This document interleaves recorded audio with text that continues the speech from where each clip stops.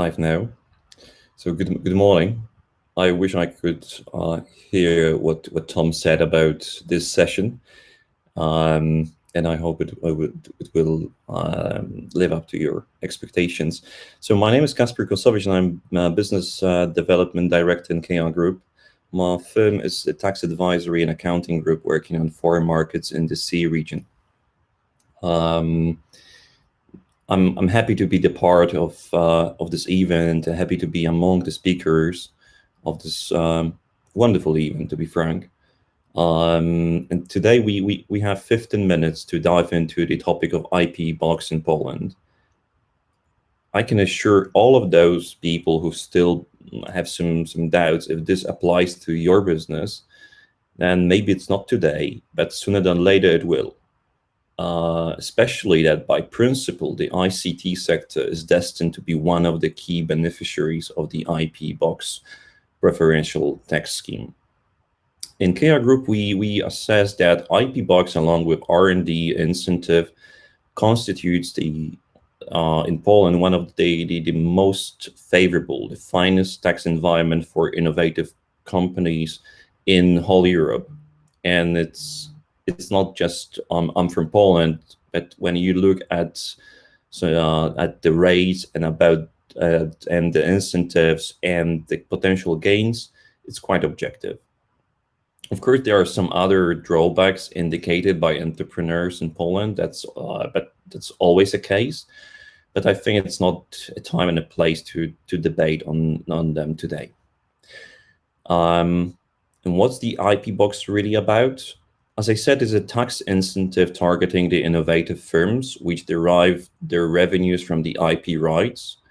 So Ipbox is a significant reduction in the tax rate for the CIT and PIT taxpayers down to 5%. In practice, for a corporation, it means lowering the tax rate in Poland from 19% to 5%. For individuals, sole traders, self-employed, is from 19, 17, 32% down to 5% as well. There are 5 eligible criteria of using Ipbox in Poland. We need to remember that. And so the first one is obvious. You need to have at least one qualified IP right to benefit from this special tax regime, So the Polish regulations provide the catalog of 8 qualified IP rights, and we can find them like patent, copyright to computer software, or industrial design. The second condition is that the taxpayer is obliged to perform the R&D activities to create, develop, or enrich the qualified IP. Thirdly, the taxpayer must gain some income from the qualified IP, and in our jargon we call it as a commercialization of the IP right. And yet again, the provisions of the law in Poland defines the catalog of qualified income. The fourth condition is that the taxpayer must keep the separate accounting records for each IP right, so to easily distinguish a qualified income and eligible expenditures for this IP right.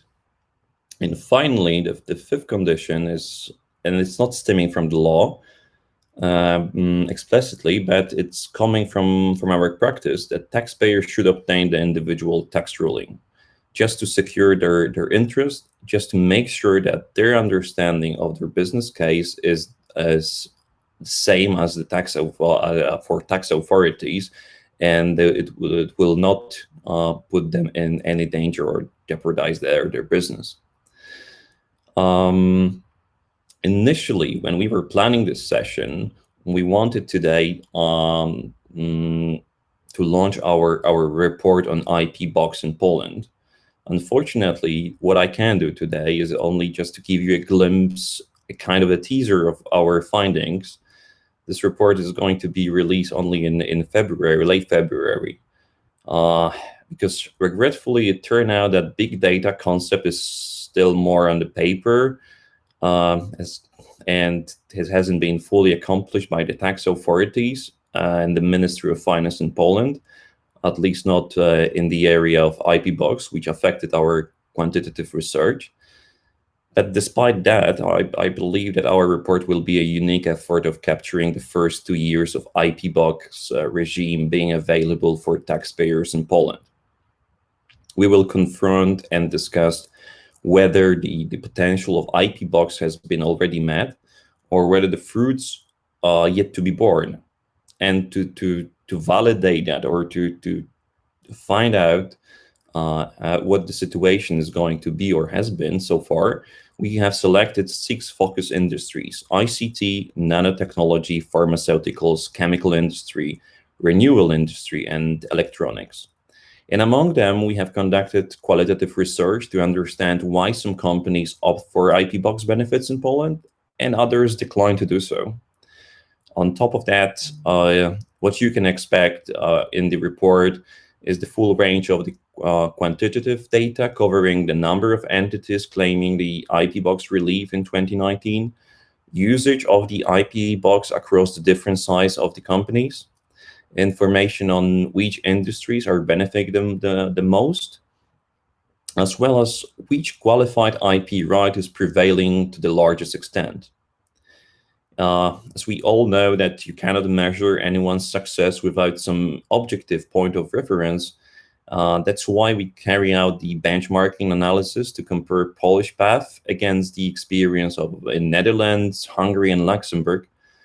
And I think that gives us a full picture of where we are when it comes to the competitiveness of the Ipbox tax regime in Poland. As the cherry on the cake, we invited the market leaders in Poland to share their views on the Ipbox. As I said, today we can only just share the initial findings, and there are 6 main findings, and I will just describe them briefly. The first one is the low popularity and limited utilization of Ipbox in Poland. Based on the preliminary data during the first year of being in force, it was rather the drought season for the Ipbox regime. Just a tiny fraction of the taxpayer took advantage of this tax incentive.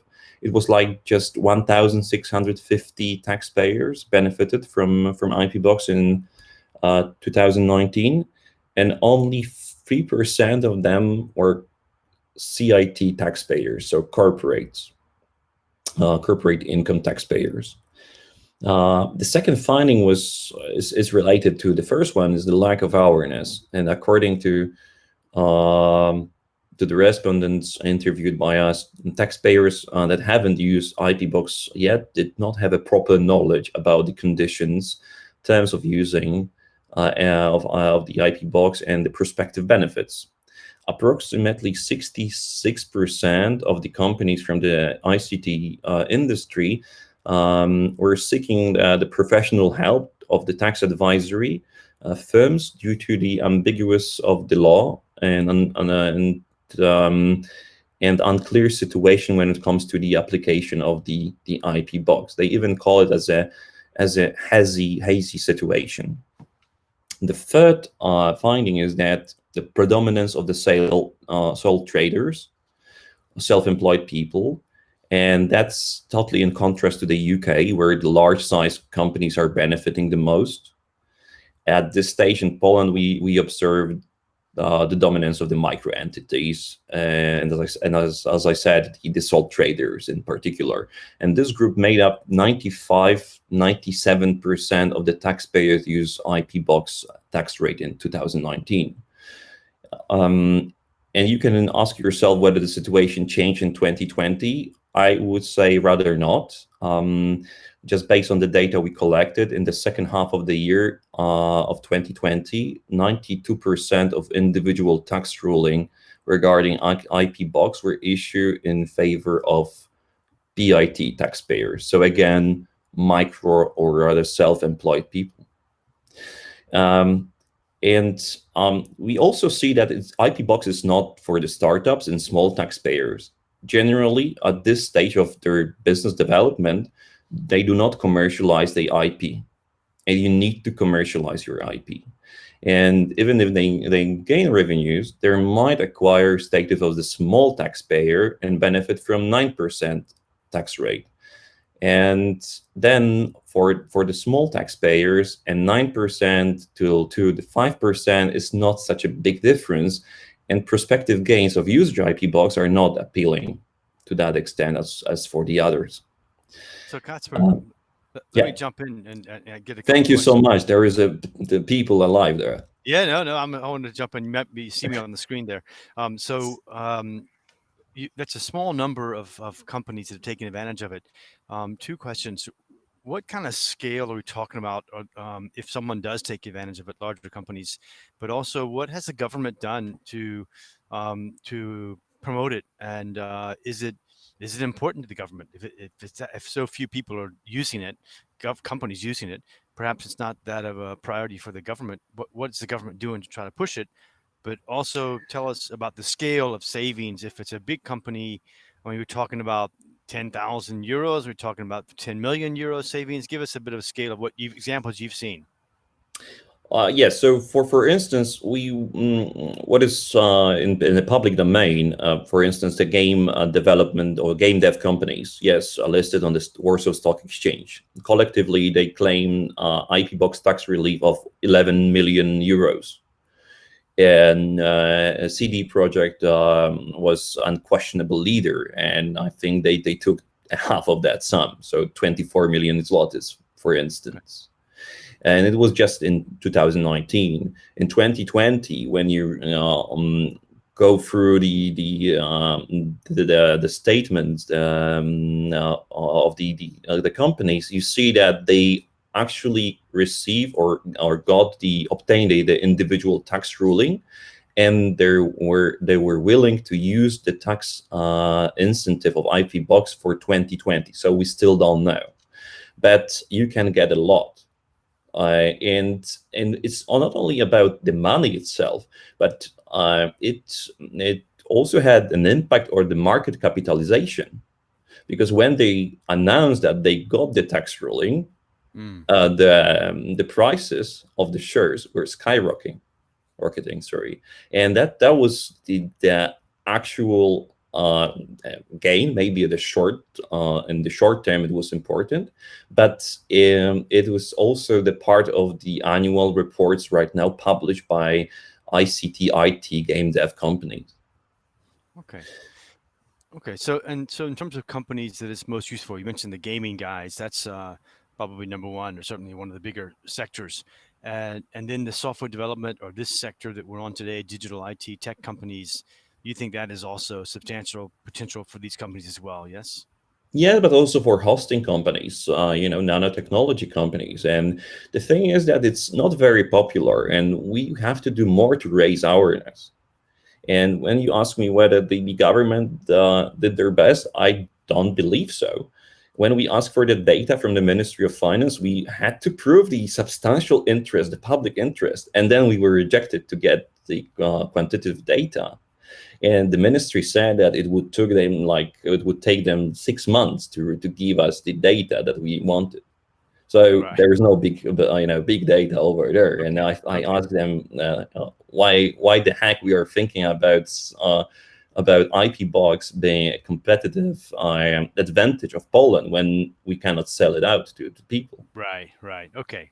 Well, then in that case, the burden of promotion goes on to KR Group and yourself. Maybe to the taxpayers themselves, because people would like to decrease their tax rates eventually. And when people actually realize what kind of gains they can achieve, they are getting more and more interested in how to do it. Yeah. Well, Kacper, thanks a lot. Thank you very much. We're going to finish up here, go on the next panel, which is the UK panel. Thanks for that bit of advice. You might not have heard me earlier. I said that we're talking about making money today, but your conversation was about how to keep the money to actually make. So thanks for the time. Thanks for the presentation. Can I just say one last word, because we have this report to be released and published soon, and you can just find it at this address, so ipbox.krgroup.eu. And if you can just sign up there, we will send it out to you when it's released, and you will get this report before the others. So great. That's what we are going to do soon. And if any Thank you so much confusion, for your time. Thank you so much for your attention. great. And if anyone wants that report, of course, email me as well. I'll pass you over to Kacper as well. Thanks, Kacper. Sure. We're Thank off you. to Bye-bye. next panel. Thank you very much. Thank you. Bye.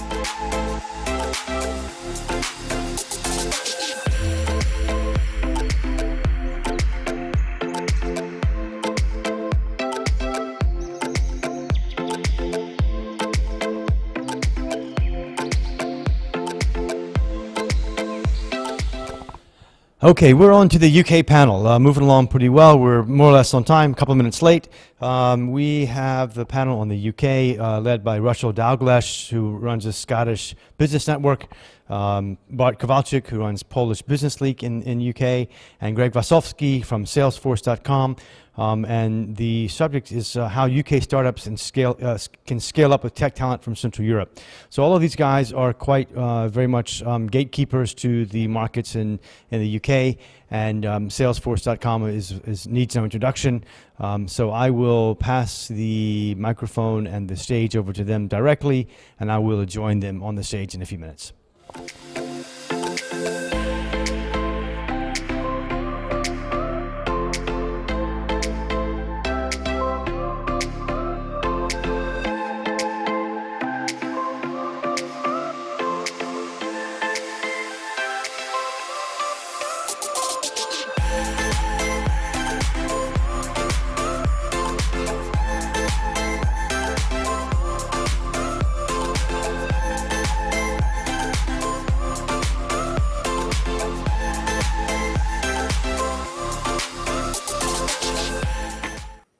Okay, we're on UK panel. Russell Dalgleish, Scottish Business Network, Bart Kowalczyk, Polish Business Link, and Greg Wasowski from Salesforce.com. This panel is meant to delve into the UK market and looking for opportunities for Central European-based technology companies, software development companies in the UK. So I will ask each of you to give us a quick intro of who you are. I don't know if any of you have a presentation or not, but let's start with Russell, and then after three of you have introduced yourselves, let's go back to Russell and kind of start the conversation. Good morning, everyone. It's a pleasure to join you today. I'm joining you from our rather white Scotland. We've had a fall of snow overnight. My career has been spent in technology, and today I work with a number of technology companies around the world, helping them to bring services and products into the UK market. And I'm hoping to meet some exciting new Polish companies to work with. One of the core focuses for me is trying to I'll interrupt you, Russell. I'll say not just Polish. We've got guys from Belarus, from Romania, Ukraine, across the whole region. Thank you. Back to you. Sorry to interrupt you. No, that's it. It's good. Okay. Sorry about that. Okay, Bart. Good morning, good evening, everyone. Now with this online events, and you might watch this pre-recorded and so on. So hello, everyone. So I run Polish Business Link. What we do is we try to matchmake business. We try to pour connections to the business in whatever stage they are. Before pandemic, we used to run quite a lot of events in London. Face-to-face events, obviously now, same as Tom, we run events online, and our aim is to help to get connected with UK market through business networking. And I'd like to invite you to our next event, but also I'm happy to give a little bit of insights about how to work with diaspora to get more business. Okay, Greg. Thank you very much. Hi everyone, my name is Greg. I work at Salesforce. For those of you who might not know Salesforce, we are a market leader in a CRM space that allows you to we allow organizations to meet your customers where they are across markets, leading applications in sales, service, marketing, commerce, and analytics.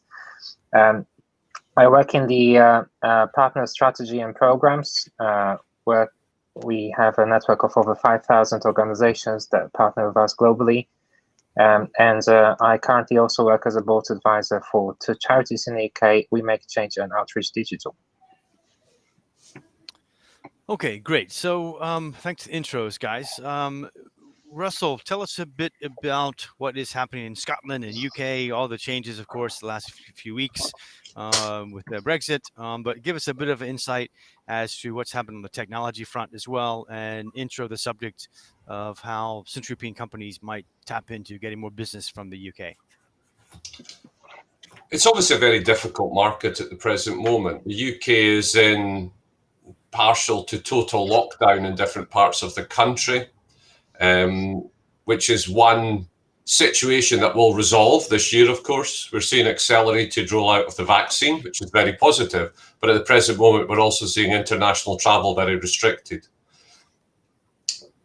Brexit has now been a dominating factor within UK life for the last 3 years, and that is now complete, which now allows us to start to see where opportunities exist around the world. But to be honest, for much of the businesses I work within the service economy and within technology, Brexit hasn't really affected us because we're not physically shipping. It has affected us with the attraction of staff, which is why we're leading to more to look at, can we work with skilled engineers, developers and companies in specific countries, as opposed to bringing the people to the UK. So I do this currently, particularly in Croatia, and I've done it a bit in Ukraine as well.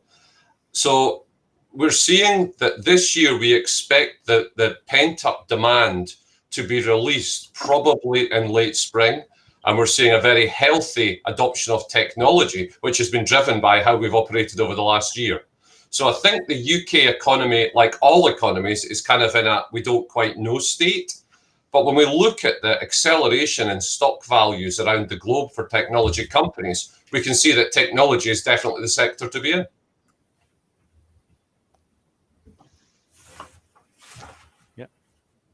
Okay, Bart, you want to jump in there? I could echo what Russell said in regards of the Brexit.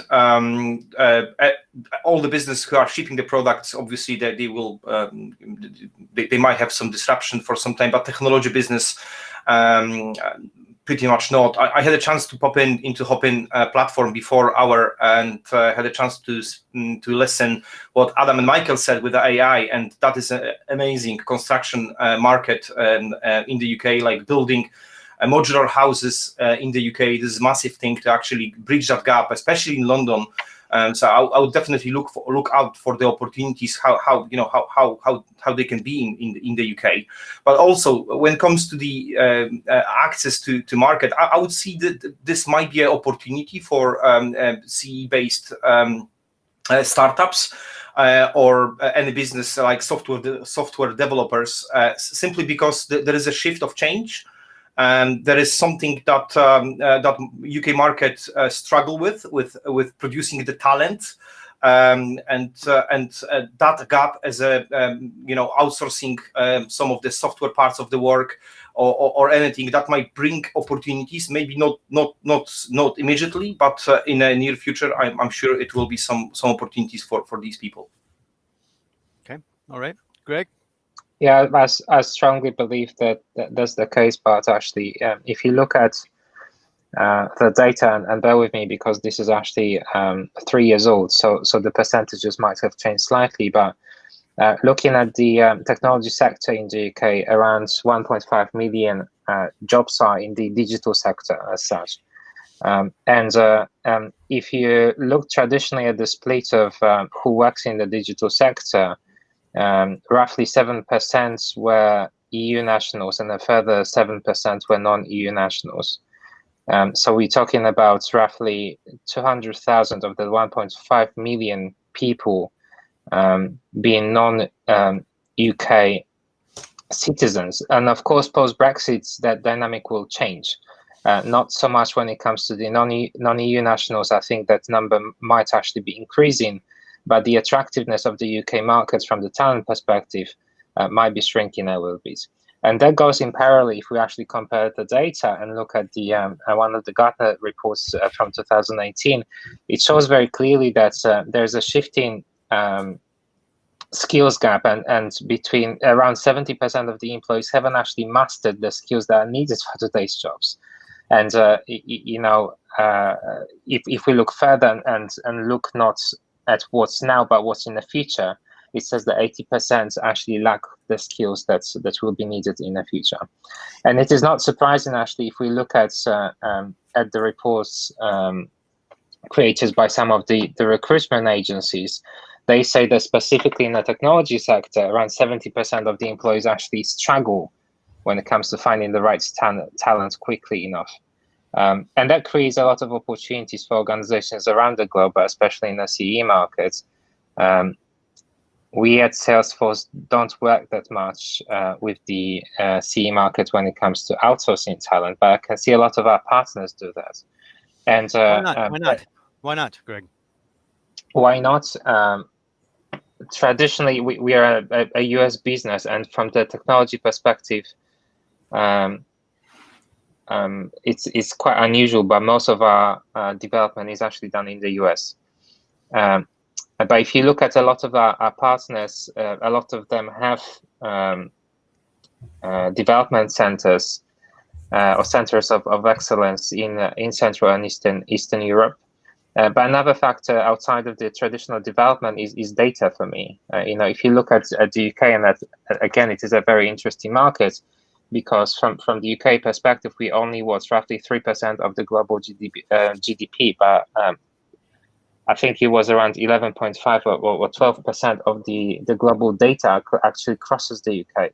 So the data market is booming, and I can see more and more organizations actually leveraging their talent in the data space and in the AI space broader, that goes beyond analytics, but ranges into data science, booming in the Central Eastern European markets. Yeah, Greg, just to kind of understand expectations a little bit, with you at Salesforce.com, are you do you see, do you want companies that are at this event today, someone should contact you for something or nothing, or do you see opportunities there within Salesforce and integrating their products within your operations? Give us a bit of a, not really a sales pitch, but I'm just curious to hear what it is the opportunity might be with Salesforce for any companies from Central Europe. Absolutely. So one thing that's one of the things that a lot of people don't know about Salesforce is that we actually have one of the biggest enterprise marketplaces in the world, with over 5,000 organizations being either technology or consulting partners. So this is the biggest opportunity for me. And we actually have quite a number of new entrants from Central and Eastern Europe developing industry-specific or function-specific solutions that, combined with Salesforce, solve very specific customer problems, add value. These are things that Salesforce cannot do on their own, or simply by combining the powers, we can do so much more together. Can you give an example of one of those? Can I give you an example of one of those? There is a Polish company called Engsu that is both a consulting and an ISV partner. I've recently worked with a company that hasn't launched yet, so I won't give you a name, but it's a Croatian-based organization that builds a solution built end-to-end on Salesforce platform for sports management. So this is a solution that football clubs or any sports clubs will actually use to manage end-to-end operations of the businesses. So these are just some of the solutions that I've seen recently coming from the Central Eastern European markets. And this isn't specific only to CEE. We see a lot of organizations in the Nordics, in south of Europe as well, creating those solutions, ranging from, again, industry-specific solutions to DevOps, to leveraging AR, to leveraging VR, to leveraging different parts of the software landscape, if you prefer. And essentially, they're integrating into your network, if you will, loosely said, to access the larger enterprise in a nutshell, correct? That's correct. It's not only enterprises. We work with organizations from one to hundreds of thousands. Right, of course. So HubSpot, for example, is also you guys, right? Yeah. And Salesforce has also has historically bought companies, do you also look that these companies are potential acquisitions for you guys as well? Not necessarily, but maybe and occasionally. By all means, a number of our partners have been acquired by Salesforce. To give you a couple of examples, Velocity last year, which created industry-specific solutions for communications, insurance, government, you name it, have been acquired. We acquired solutions for B2B commerce, a company called CloudCraze, which was also an ISV partner. A number of organizations that were in our partner ecosystem have been acquired. This is, of course, not the prime reason to join our network. We also have very successful organizations that have IPO'd. So examples being Viva and Encino. Encino IPO'd last year. They specialize, they work in the banking space, in loan origination, B2B and B2C right now as well. Viva being one of the biggest players in the pharma software. This is a solution built on Salesforce.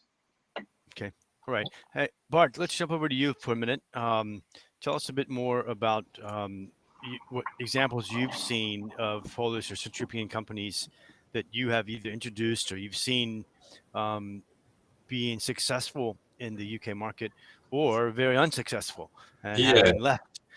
So they're both, we can learn from both examples, but give us a bit of experiences and things you've seen, Russell or Bart. Yeah. So in my experience, what I see is a lack of sophistication in understanding the market. So if we look at the UK at the moment, we have and will grow the amount of development resource we require, the amount of technology, the amount of innovation. That is defined. That will definitely happen. In countries in the CEE region, there are the skills, the talents, and the innovation that we require. But the problem is trying to match the two. So what tends to happen is for many countries outside the UK, they will approach the UK market based on a product sell. So we can do these technology skills, we can do these types of developments, we can do this. And that's very much what we will see from all over the world.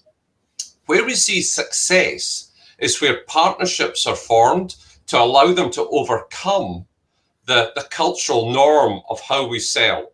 So for example, if I am looking for development resource, I won't go onto the web and look for a company in Serbia. I will go to someone I know and say, I'm looking for these types of skills. Who do you suggest? And that's why it's useful having someone like Bart. Because if I go to the first person and they say, those types of resources, Russell, you will find them in, say, Poland. So my next question is, well, how do I access those? I don't know. I don't speak Polish. I know. I will ask Bart. So building these networks has never been more important than it is today. And I would urge anyone watching this, either live or recorded, to get in touch with us to see about how they overcome that hurdle. Because the hurdle is one of the fact that, if you imagine it, if I was to phone up Tom and say, hey, Tom, I've got this fantastic product for doing events. Tom's going to go, well, you're the 100th person to phone me, Russell. But if I was to phone Tom and say, Tom, I spoke to Greg and Bart. I know you're doing some fantastic events. I'd like to help. It's a completely different proposition. And that sophistication of the sales process has been transformed because of COVID, because we've reduced the salesperson meeting face to face. And it's much more important to use platforms like this to initiate the discussion and then spend time building the relationship. And that's what will lead to long-term success.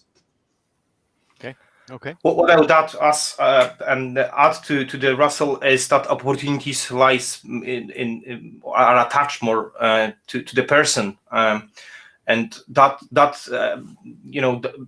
kind of way of doing business in the UK is by building relationship will help everyone.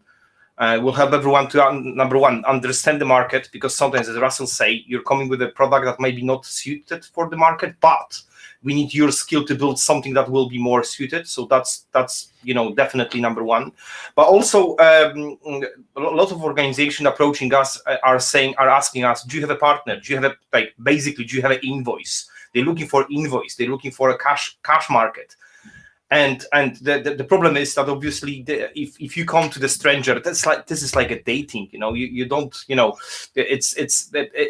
you need to be careful what you're saying at the first date, really. and pretty much loads of businesses, including startups, that want to pitch for either investors or anything. They coming with straight with a proposition, and they expecting straight answers, and the answers are not clear. Sometimes you need to have a path, a strategy, perhaps a little bit of do some homework. Find maybe some people who you want to talk to, how you want to engage with them, and then suddenly you realize that, from one contact to another, you might build a great network that will bring lots of great contacts, helping you to scale from UK. And my experience also, for good experience, because we all talk about a little bit of bad experience, but good experience is that UK market, although is difficult because it's busy. There are lots of different companies wanting to pitch. Remember, if you want to go to UK market, you will find not only Polish, Romanian, Bulgarian businesses that are whole of the world, especially in London. So you will compete with the Asian market, with US market, and so on. But what I would see is that if you succeed in the UK, that will give you a little bit good kind of trampoline to the other markets. And this is what some of the businesses are attracted to, because UK market might open that kind of global opportunities for your business. Okay. And in terms of the UK market with Brexit, of course, it affects the issue. The administrative problems are going to be on the physical shipping of goods and things. But the digital side, do you see any negative issues arising from Brexit because of for the technology sector? Because it seems like there wouldn't be much. Russell, you're on. We can't hear you. So what we've seen is it's the movement of labour, which is probably the most fundamental. So if we take an economy like the UK, which has been dependent and grown more and more dependent on bringing people in from overseas, that is now going to be much harder. But of course, we've then got to layer COVID on top of that, which is we've had to deal in a situation where no one can travel. And that dynamic change leads to enormous opportunities for other countries to gain access to adapted supply chains within the UK. So I think it's going to be a changing market. I think we have a wealthy society in the UK and also an incredible position within Europe for entry into the US market. So I think that though Brexit was not something I personally desired, I think we're now living with this. But I think the COVID change and the adoption of technology is probably, for our industries, much more significant. Okay. I agree with it. I think it's a mindset shift that is happening right now. The necessity of being in a specific location is being questioned by everyone. If you look at London, I live just outside of London. London has been the tech hub of the UK for years, and almost everything was happening in London or around London. But this is changing. This is changing really rapidly right now because, I haven't been to our office in London for 10 months now, right? And neither have been either the thousands of employees that we have in the country. So it is just a proof that we are in this new reality, which is more dispersed, and it all works together. So if this works, and we have proven that talent doesn't have to be in a specific location, I think this creates a lot of opportunities for people around the world, and especially for organizations in Central Eastern Europe, where there is more talent, especially tech talent, available than in the UK. Okay. London is also a very big capital markets hub, and the money center for Europe, you can say. Do you tell us a bit about the VC players or the investors from the UK looking at the Central European markets and what they're looking for, how active they are? Is it on the wane? Is it growing? And again, even any examples you've seen of companies even tapping into the UK markets I think of Cedars recently has grown up very carefully and very quickly with the acquisition a few months ago as a equity crowdfunding platform. But tell us a bit about the UK's capital markets role for Central Europe. Russell, you want to start with that? Oh, thank you. I think it's interesting. What we have to start with is, what are investors looking for? So an investor is sitting with a fund. Now, that's money they have to spend, but they're also hoping that that money is going to be spent in such a way to deliver a good return. Now, when it comes to doing deals outside, so most of the investment work I've done has actually been in the States, in the Valley. And if you look in the Valley, it's quite difficult for investors there to think about doing investments in other parts of the world, because there's such a rich bounty of investment opportunities there. And that's the kind of situation in an investment hub such as London. However, imagine we're talking to a VC, and that VC, his family are originally from Bulgaria, right? So this VC has actually got a positive outlook on things coming from Bulgaria. He has an understanding of Bulgaria, an appreciation of the talent in Bulgaria. And do you know what? Also a little bit of a bias towards Bulgaria. Now, I'm not saying that because someone has a national link with the country, or a family link, that's going to get a deal over the line. But I tell you what, it's a much easier way to get a conversation started. So for any company looking to get funding out of London, I would look for the unfair advantage. So look for the VCs to see what sectors are they looking to invest in. Their competitors, what kind of deals have they done, which would indicate what deals are missing. I think you then have to have local representation there, people who understand the landscape of that operational model. But there are people like me, and there's people like that who exist to do that. What you've also got to decide is, are you coming from this because we're about to identify that Albania, for example, is going to be a huge growth market and people should be looking to invest in Albania? Or are we saying the technical talent in Albania is going to be hugely useful to the UK? So you have to spend time and map this out. And I'm mystified at the present moment, because when I started working, if I wanted to find the name of a list of investors, I had to go to a thing called a library and sit down and go through books and find people. Then I had to phone up receptionists to find the names of people. At the present moment, I can sit down on my other computer here on other screen here and type into LinkedIn, and I can identify set individuals with specific characteristics who I can contact. But then it's the question about how you do the contact. So if someone from Ukraine writes to me and says, hey, Russ, we've got a fantastic company. It does all these great things. We're after money. I'm going to disregard that, because there's been no attempt to develop the relationship first. The second thing I would say is, London is a huge financial hub, and that's absolutely guaranteed. It was also the transportation hub. So traveling from CEE countries, you would come into Heathrow and do meetings in London. All meetings are now done by Zoom, so the whole country is available. And I have to tell everyone listening, there is more capital in the rest of the UK than there is just in London. It may just be difficult to find that. But wouldn't you like to be the dominant supplier into a city such as Manchester, rather than dealing with all this competitive aspect in a city like London? So it's a need to think a little bit differently and to work with people who can support you in understanding that market. Imagine, from my point of view, if I wanted to start building relationships in Croatia from the UK, where would I start? I would find people I know who can help me to understand the Croatian market and understand who the correct people are I need to be speaking with. Okay.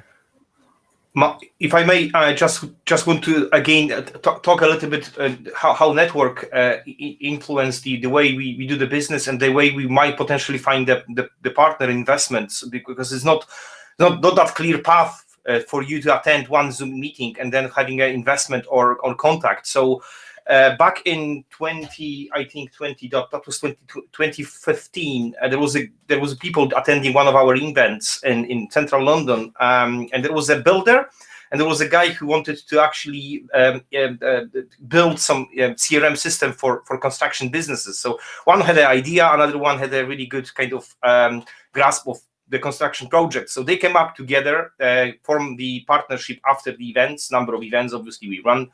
And you might know the name Archdesk.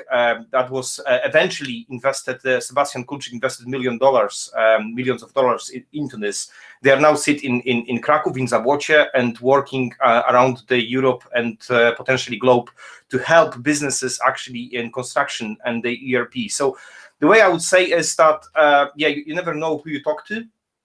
And try to work with partnerships. This is what Russell said. That might be not straightforward way to do, but to different businesses or to different personas with interesting ideas might open a hell of a doors around the world. Okay. If I can add to that, and Russell actually made a very interesting comment about VCs in the US. Which is very true. In the US, it's much easier to actually get access to capital, but the market is very much US centric. I see UK being different because the VCs based in the UK look broader, and they actually look at organizations based across Europe, across the EMEA region actually. But a very important thing is doing proper research. I mean, if you look at Salesforce Ventures has invested in over 400 companies across 22 countries.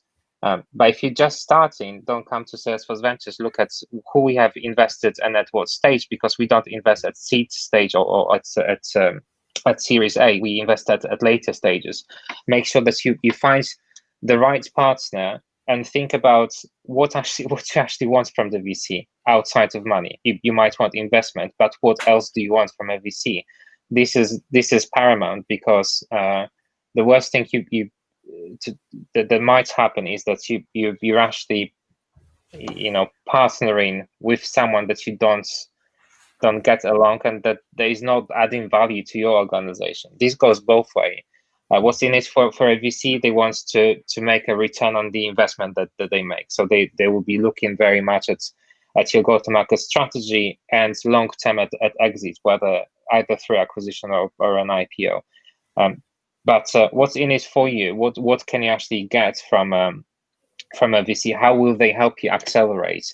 Those are some of the fundamental questions you should be asking yourselves outside of how much money can I get and from whom. Okay, good points. All right. Bartek, can you give us a couple of examples of companies that you've come across, Polish companies in the UK who have done specifically well in the tech space? Do you have anyone on the technology side? One of the companies that is coming to my mind is Future Processing, that is doing very great work. One of their clients is Transport for London, and they work pretty closely, and they built they present in the market number of years, obviously. So this is what I believe 15, 20 years. But what they've done is they built a great number of people they are working with on the market. They acquired a number of people who are salespeople or business development people in the UK, but so kind of headhunting work. So that's interesting, and the way they did they're really successful in that respect. There are lots of different smaller companies they're doing pretty well, especially within the software production capacity, and sometimes we are talking about just to do so simple or more advanced website, but some applications, or they working closely with the startups. So okay, all right. And Russell, how about yourself on your side? Have you come across Central European companies in the markets there that any specific names come to mind right now, or the other side, London or UK based companies who have done particularly well on outsourcing technology or sourcing technology? It's quite intriguing. I see very little activity between Central and Eastern Europe and the UK. So it's not something. So it's I run an organisation called Scottish Business Network, for example, and we put ambassadors in place around the world. And we just put an ambassador into Bangalore because of the increased activity going between India and the UK. I see a lot going between Middle Eastern countries and the UAE and the UK, but I don't see as much from outside the European community into Eastern Europe. And so why is that? What accounts for that, you think?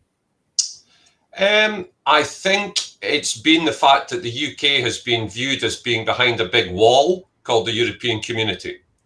So I think everyone's got to start going, well, this is a change in the dynamic of the world. How does that affect us? You know, it's like a new US president or changes in some countries. This is a significant international trade change which has happened in the world. And I would expect every company to go, how does that affect us and where are the opportunities?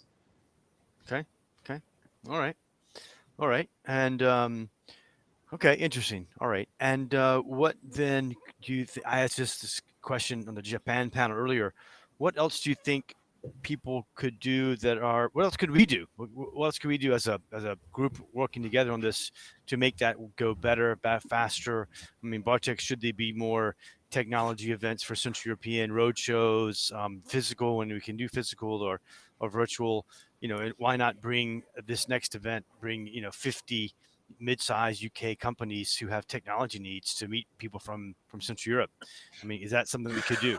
I think you're spot on, Tom. I think that's exactly what we need to do. We need to provide case studies and examples of people who are doing this and making it work, and then learn from them. I think it's absolutely fundamental. And critically, this A, doesn't have to be physical, but B, virtual's actually better, because we can all come together. We don't have to spend a fortune traveling around the country to do it.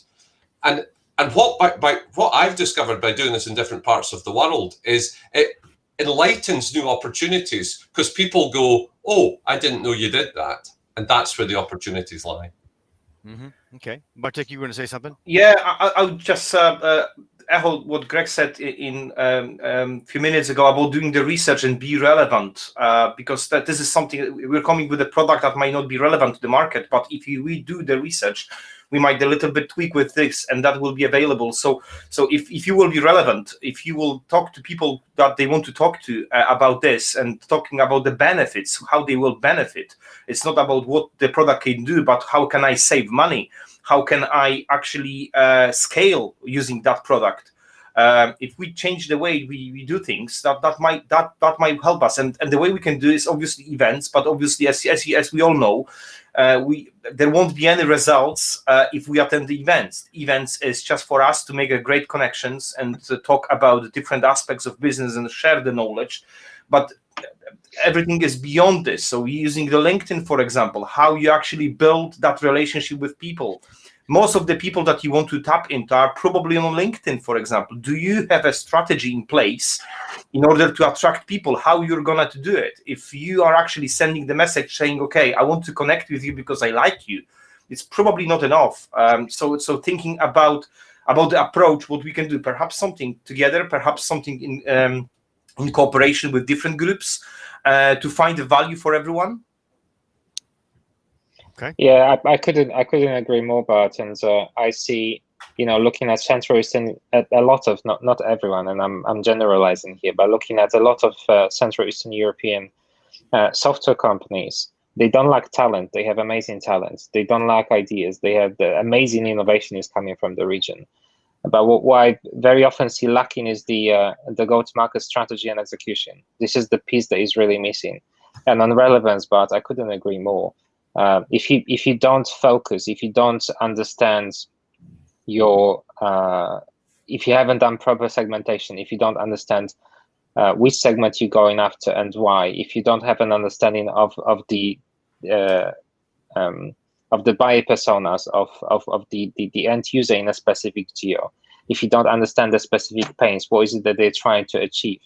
You're not going to deliver value. People don't buy software because it looks great on paper.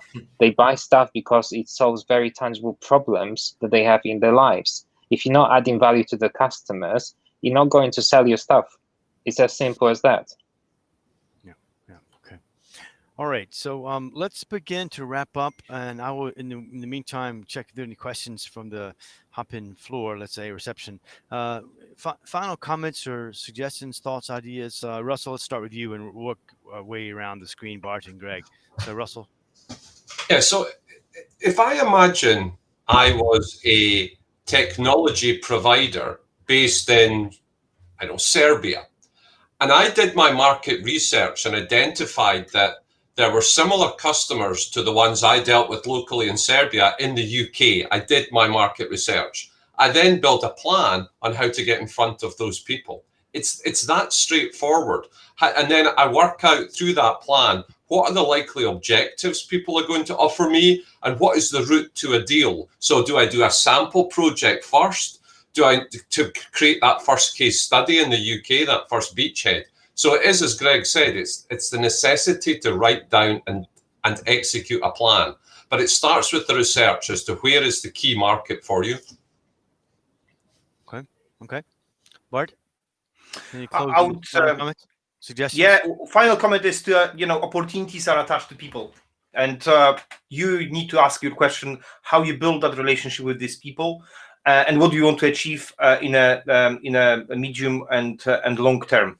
And number two, I think using diaspora or diasporas, people who are in the UK, not only Polish or Serbian or Romanian. There are plenty of people who are actually living in the UK, and the question is how you can use their connection to open your doors. Okay, all right, Greg.